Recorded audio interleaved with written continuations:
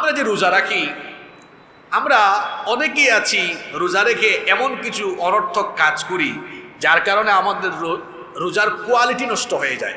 রোজার যে কোয়ালিটি থাকার কথা, কোয়ালিটিটা হারিয়ে যায়। মনে রাখবেন, আল্লাহ তাআলা আমাদের কাছে কোয়ান্টিটির চাইতে আমাদের কাছে তিনি কোয়ালিটিফুল ইবাদত চান। ইবাদতে কোয়ালিটি থাকতে হবে। আমাদের রোজার কোয়ালিটি কেমনে নষ্ট হয় দেখেন।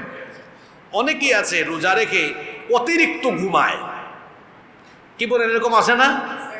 তো রোজা কি দেওয়া হয়েছে আপনি ঘুমায় ঘুমায় সারাদিন কাটানোর জন্য? অনেকে আছে দেখবেন জোহর পর্যন্ত ঘুমায়, নামাজে যদি আসে আর কি, আইসে গিয়ে আবার ঘুমায় আসর পর্যন্ত।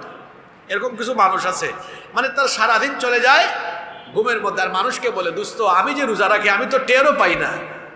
বলতেছে কেন টের পাও না? আমার তো সারাদিন ঘুমের উপর যায়। এই যে আপনি ঘুমায় ঘুমায় সারাটা দিন কাটালেন, এতে রোজার কোয়ালিটি নিশ্চিত হলো না, বরং সারাদিন আপনি আপনার যে ব্যক্তিগত পারিবারিক কাজ আছে এর পাশাপাশি আপনি যতটুকু পারেন ইবাদত বন্দেগী, জিকির আজকার, তাসবিহ তাহলিল, নামাজ, এগুলোর মাধ্যমে সময় কাটাতে হবে। তাহলে রোজার কোয়ালিটি ঠিক থাকবে। মনে রাখবেন, আপনি কিন্তু আল্লাহ তাআলার হুকুম মোতাবেক ব্যক্তিগত কাজ, পারিবারিক কাজ যদি হুকুম মোতাবেক করেন আল্লাহ, তাহলে সেটাও ইবাদত হিসাবে গণ্য হয়ে যাবে। সুবহানাল্লাহ। তাহলে অতিরিক্ত ঘুমানো বাদ দিতে হবে। আর এই যে কিশোর তরুণ ছেলেরা আছে, যারা 9-10-এ, যারা ইন্টারমিডিয়েটে পড়ে, এরা সারাদিন রোজা রেখে গেমস খেলে। তো যদি বলেন গেমস খেলো কেন, কয় হুজুর বুঝেন না, টাইমটা পাস করি, যাতে তাড়াতাড়ি টাইম যায়। কি বলেন, এরকম কিছু পোলাপাইন আছে না? এতে রোজার কোয়ালিটি নষ্ট হয়। আবার অনেকে আছে সারাদিন ফেসবুকে, ইউটিউব, অনেকে নাটক দেখে, রোজা রেখো নাটক দেখে, সিনেমা দেখে। তাকে যদি জিজ্ঞেস করেন তুমি এগুলো দেখা কেন, তখন উত্তর দিবে যে খুব তাড়াতাড়ি সময়টা চলে যাবে, সময় কাটানোর জন্য এটা করি। তো এই সকল গর্হিত অনর্থক কাজ যদি কেউ করে, তাহলে তার রোজার কি কোয়ালিটি নিশ্চিত হবে? কখনোই না। তাহলে এই সকল অনর্থক কাজ আমাদেরকে ছাড়তে হবে।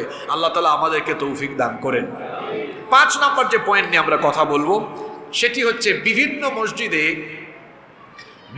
মসজিদে দেখা যায় তারাবিহের নামাজের সময় মসজিদের আদবের পরিপন্থী অনেক কাজ করা হয়।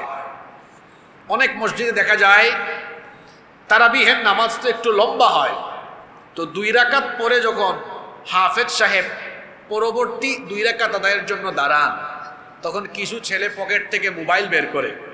সে জানে হুজুর দাঁড়িয়েছেন, রুকুতে যাইতে কমপক্ষে 4-5 মিনিট লাগবে। তো এই 4-5 মিনিট সময় সে ফেসবুকে থাকে, একটু ফেসবুক দেখে, মোবাইল দেখে, অনেকে গেমসও খেলে, কেউ কেউ আবার ফোনও একটা মারে বিভিন্ন জায়গায়। আমি নামাজে আছি তো নামাজ পড়ে কল দিব।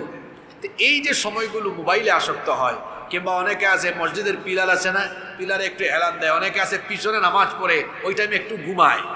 এই যে কাজগুলো করলো, এগুলো মসজিদের আদবের খিলাফ, আদবের পরিপন্থী। এগুলো বিভিন্ন মসজিদে কিন্তু দেখা যায়।